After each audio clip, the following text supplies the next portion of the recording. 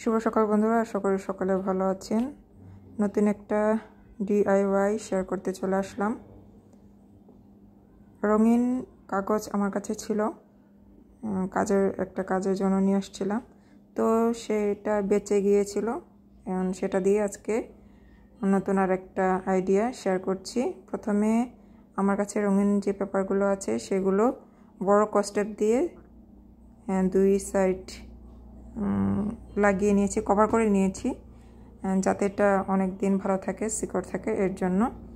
এরপরে আমি আগেই প্রজাপতির একে কেটে রেখেছিলাম, সেই অনুযায়ী বিভিন্ন সাইজের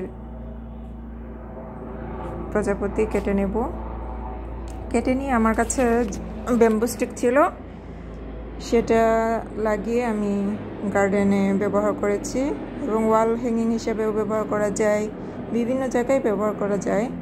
আমি দুটো আজকে শেয়ার করেছি।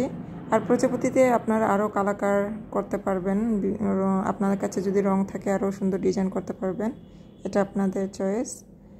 আমি সিম্পলি রেখেছি, যেহেতু এটা মানে আমার গার্ডেনে থাকবে, তাই এই যে এরকম। সকালে ভালো থাকবেন, সুস্থ থাকবেন, নিজেদের খেয়াল রাখবেন। ধন্যবাদ।